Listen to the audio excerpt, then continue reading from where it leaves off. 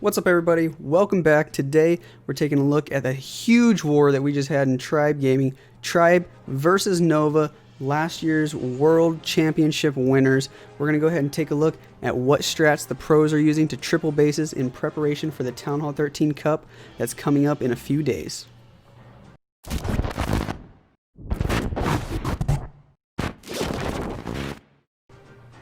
Alright guys, here we go. This is the score from Tribe Gaming versus Nova. 5v5 war, one attack each, all Town Hall 13s.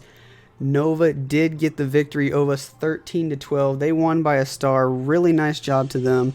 Obviously, we need to do a little more base preparation and before this upcoming weekend when we do have the Town Hall 13 Cup. We're going to be testing bases like crazy, trying to get some really good bases, getting ready for that. We did, unfortunately, only get 2 triples. We wanted more. Of course, we always want to get 15 stars, but normally we're trying to aim for at least 13 every single war. That's our goal. We think 13 stars and some really good defense, we should have a good shot at beating pretty much every clan this upcoming weekend. But we're going to go ahead and take a look at all the triples that happened in this war, break them down a little bit, see what the pros are using and why it's working. So first attack here we're going to take a look is from iTzu on our side of the map.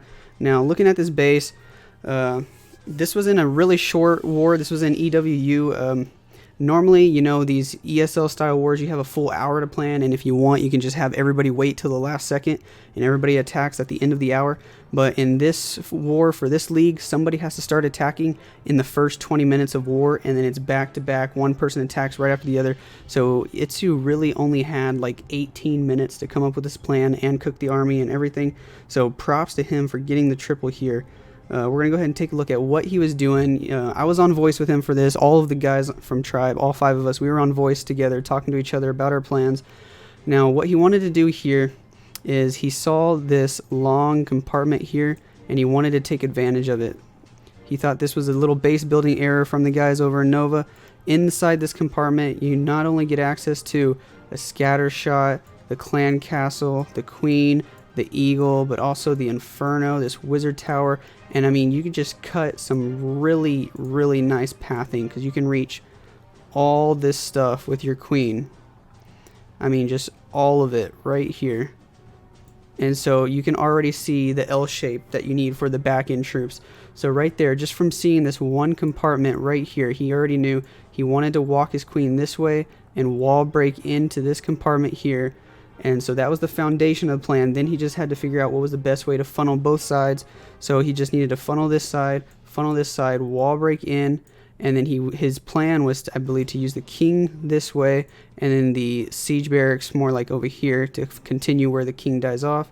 And then he wanted to send in his hybrid, the miners and the hogs together from this top right side to make sure that Town Hall goes down nice and early. You don't want to risk getting a 1-star in these type of wars. Everybody only gets 1 attack each. So if you get a 1-star, that's massive, just really bad. So you don't want to do that. So we're going to go ahead and take a look at how he executed here. And notice he's only bringing 3 healers on this attack. So a really ballsy play here by iTzu. And it ends up paying off for him big time. You know, most people would take 4 healers if they're feeling pretty ballsy. Most people actually take 5 if they're going to do a queen walk because they really want to make sure their queen stays alive. But iTzu's like, nah, bro, I got this. He's only going to take 3. So he's going to use the baby dragon with the loons and the wizard to funnel over here. He tries to funnel up over here with a minion to get this gold source, but there are a bunch of Teslas there, so that's going to completely ruin his funnel. So he's going to have to come up with something different on the fly, and he's going to end up dropping his king to make that funnel. Now, since he only has 3 healers, as soon as there's 3 point defenses on that queen, you have to get a rage down for those healers, or else your queen is just going to get wrecked. Now, his wall breakers, his main group of wall breakers, as you can see right here, they're little skeletons in the air. They got wrecked by, I believe, the scatter shot just destroyed them. So luckily he didn't spam all the wall breakers at once. He ended up saving 1 more, and he's going to be able to drop it here with the rage spell to kind of recover there. And that's really a smart thing to do on these attacks where you only have one hit. You know, you got to be careful. You don't want to spam all your wall breakers in at once, even if you drop a test wall breaker before. You don't want to spam all the rest of them. You want to try and save one just in case there ends up being a wall breaker fail. At least you have one more to try and get in there with a rage. Now he does end up having to pop the queen ability here because there's just way too much DPS on her and she only has 3 healers. Now he's going to send in his royal champ here to get this Inferno down and this Expo and this Archer Tower just to make sure his queen stays alive, and she's going to get all the value that he wants her to. He figures he really doesn't need the royal champ behind the miners and the hogs on this one because he's got a ton of them. And the reason he has so many, again, is because he's only taken 3 healers. So Queen's getting stuck on all these ice golems, but luckily that royal champ took out all these defenses that were hitting the queen, so she doesn't have any defenses hitting her, so she'll be able to get through these ice golems no problem. He lost 2 healers already, so he's only got 1 healer left. So he's just going to let his queen die. He's like, you know what, guys, it's not worth it to invest any more spells on the queen. I'm going to use this freeze and this rage for the miners and the hogs now. I think it'll be better value. And so we were telling him on voice, yeah, just do it. Save the spells. And so here, all the troops are pushing through. The miners are getting all the trash buildings and the town hall and the skelly traps, and the hogs are just pushing through, getting all the defenses really quickly, especially under that rage.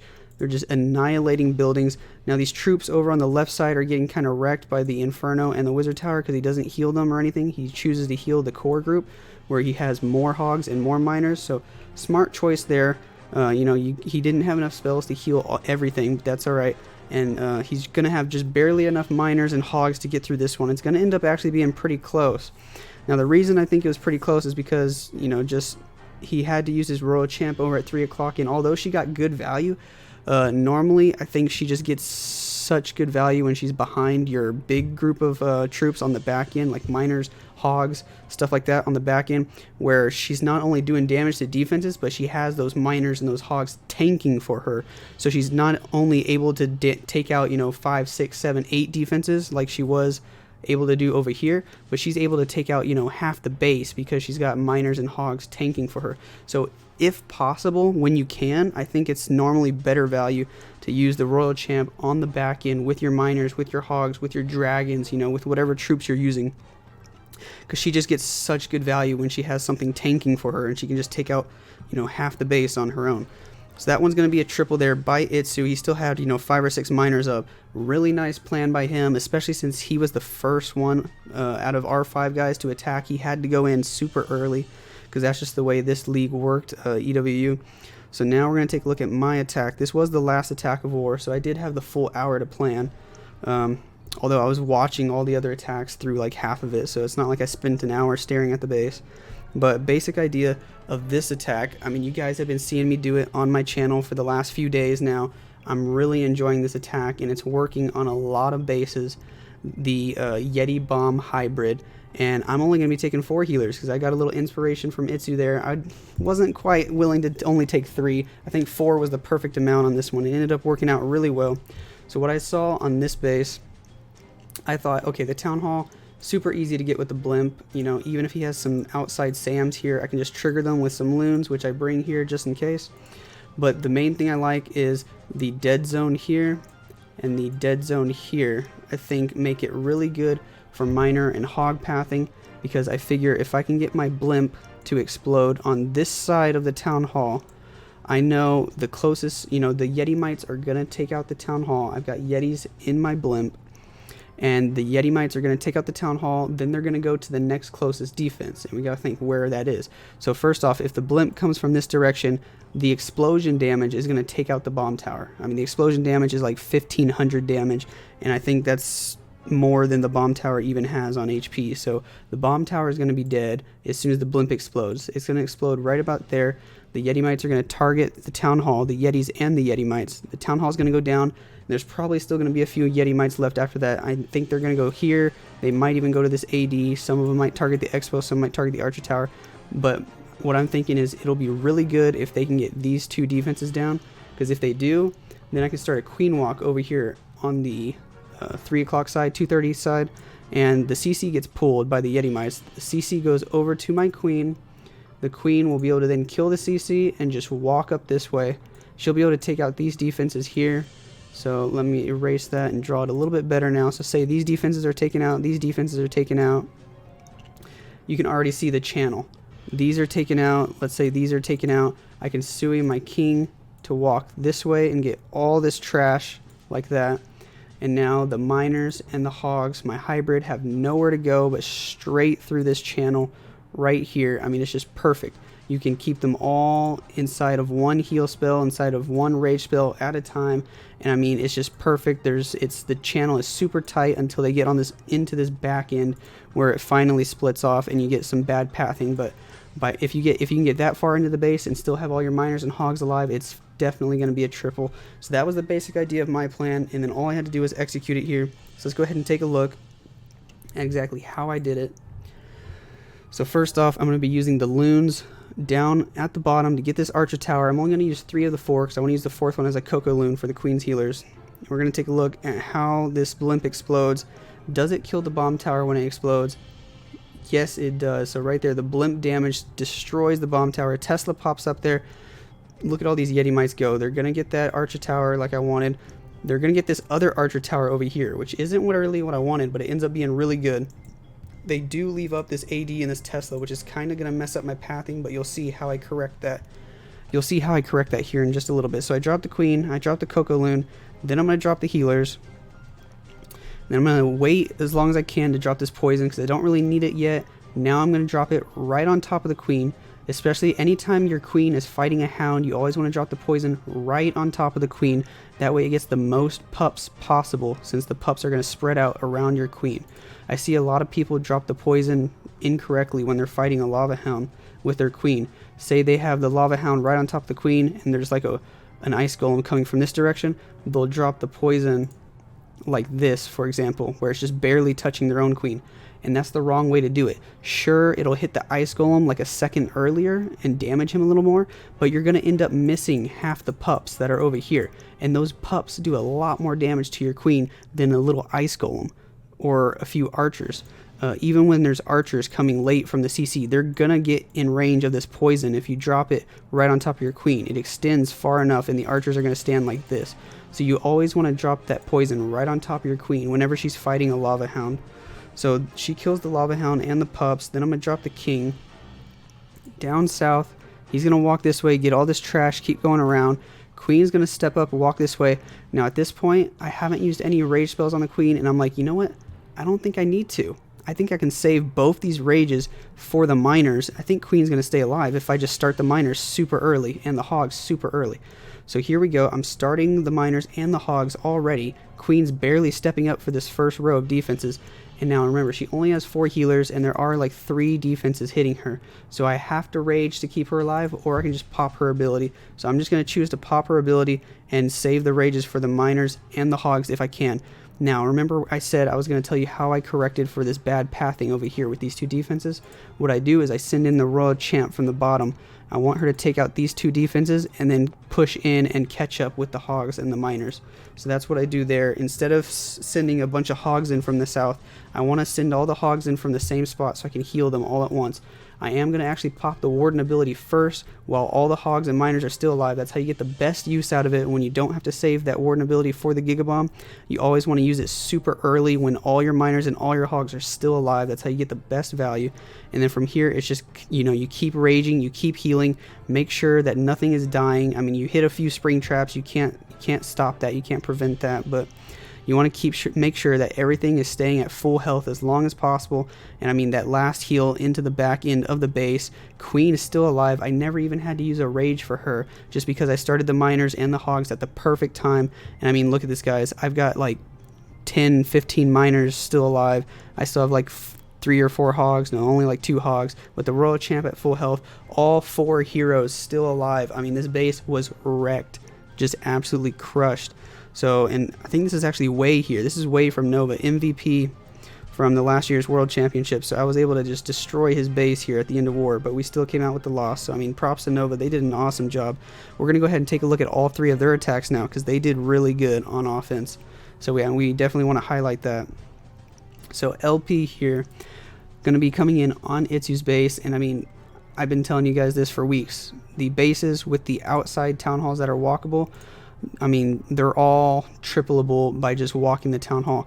We've had a little bit of success in base building with, you know, still using these style of bases if you trap them correctly, but it's hard. It's not easy, and some of the really good players like LP here, they still find ways to take advantage of it and to wreck these bases, and that's exactly what he's going to do here. So he's going to walk the town hall. He's going to make sure he uses loons, baby drags to funnel to keep the queen going straight for that town hall, so she's not going to get distracted at all. He uses the poison here to get these archers and the ice golem. I mean, iTzu has a ton of traps over here by the town hall, but she's still going to get it down. And this attack's going to be close, guys. It's not actually a super overkill. He's not even going to kill the enemy queen here, as you're going to find out in a little bit. So he has to keep raging the queen over and over again just to keep her alive because of these ground expos. And I think he does have some Seeking Air Mines over here, but they're not actually going to hit any healers. Yes, see, some of them are getting triggered by the balloons. Some of them got triggered by his other loons earlier. So he's going to be able to get the town hall here nice and easy. Unfortunately, that warden's not hitting the queen. I think his range is like right there. Now he's going to start hitting her. He does lose a healer there to the Sam. And so here's the weird thing. He comes in with the hogs from the top side, and we tested this before, and when we tested it, all the hogs were hitting the springs like crazy, but for some reason LP's hogs, they just don't hit the springs. I mean, he had some magical hogs here. They were just dodging springs left and right, and so he, you know, I don't know if it was his deployment or what, but, you know, nice job to him. He was able to dodge a lot of the springs somehow, so his hogs stay alive. His royal champ even skips the queen, and iTzu's queen is just going to go off, just destroying these pigs left and right. I mean, look at this. She doesn't even die. She's going to kill the warden here too, but he's still going to end up tripling just with a few hogs left over. So he's going to get a little lucky here. Queen stayed alive a really long time. She moved around. Only has like 2 healers left, but she's still alive, taking out defenses left and right. Queen is going to take out his royal champ here, and he got super lucky. I don't know if you guys saw that or not. His royal champ ability hit the eagle, the expo, the warden, and then took out the queen altar. And that's what made the difference here, because if he didn't, you know, the queen's still alive, and she might have been able to kill all these troops before they took out the altar. And then it wouldn't have been a triple. I mean, he still has a bunch of hogs over there, but look how close this is. She actually kills, or she would have killed all these hogs. So if that altar had stayed alive, if the royal champ ability didn't get that altar, this would have been a time fail, because I think he got it with like 3 seconds left, guys. So it was really close. So I mean, he still had his queen alive there at the end, but it got a little lucky, but still a really nice attack there by LP. Definitely deserved that triple, because I mean, it was a nice attack. A little bit lucky with the royal champ ability, but he did do a good job. So now we're going to take a look at ND in on Hex's base. We thought this base would be good, but I'm kind of doubting it now. I still don't know how I feel about core town halls, guys. You know, I was saying walkable town halls were not going to be the meta anymore. I think they still might be the meta as long as you trap them correctly, because these core town halls, it just seems easy to take advantage of with really spammy attacks like Yeti Smash or mass E-Drags, as we're going to see here. So Indy is just using his heroes, or his BK and Archer Queen specifically, just a Sui for an AD. Then he's going to Sui his Royal Champion right afterward to get another AD. And then he's just going to make a little funnel over here and then just spam all the E-Drags through here. It's as simple as that. You know, not a really detailed plan, but it's going to end up getting the triple. So we're going to go ahead and ×2 through it, because, you know, this one isn't like a super fancy queen charge or nothing like that. It's just going to be, you know, good base identification, knowing when to use E-Drag spam, because, I mean, you see a lot of people use it, but they're not always using it at the right times on the right bases, and this one definitely was the right time and the right base to use it on. So a nice job by Indy knowing when to use it, the good base identification here, and he's just using the free spells and the rage spells perfectly, knowing exactly how those E-Dragons are going to path. I mean, he's going to end up having like 5 or 6 E-Drags still alive at the end of this attack, so just crazy good value there from the E-Drags. And so we're going to have to figure out something moving forward on how to defend this better. Probably not going to be using triple ice golem. Well, I don't know. You never know. It depends on what the base calls for. But definitely going to have to figure out a better use of the Seeking Air Mines. I think he had all his Seeking Air Mines up here to defend a Yeti Smash, because that's what we were expecting to happen, is a Yeti Smash for the Town Hall. But he ended up using the E-Dragons on this side of the base, so not many of them ended up hitting the Sams at all. So really good base identification from the guys at Nova on that one. And that one was wrecked. And now this one, their last attack, Wei getting the triple on Eve check. This one was nice. I remember watching this one, the Queen Charge Dragons. He's going to do a super early blimp. And I thought he was going to put Yetis in here. I think he would have gotten even better value if he had used Yetis instead of Loons. But he decides to use Loons and a freeze. So it cost him an extra spell space there. And he doesn't end up getting this Wizard Tower or the Expo. I think he would have had better value there if he had put Yetis in the blimp. Because, I mean, the Yeti Mites would have probably taken out this whole compartment there. But, you know, it is what it is. He chose to use Loons. Now he's going to drop his Queen up at 3. She's going to get stuck on the Royal Champ here. When I saw that happen, when I saw her get pulled down for the Royal Champ, I thought she might walk this way. And I kind of got excited because I was like, oh, she's going to go the wrong way. This is going to mess his attack up. But she still ends up going up toward the Town Hall. So, I mean, his Queen ends up liking him a lot. My Queen doesn't like me. She won't do that half the time. Then he's going to use some wizards over here to make the funnel after his Queen's dealing with the triple Ice Golem and the BK, which is going to take her a while.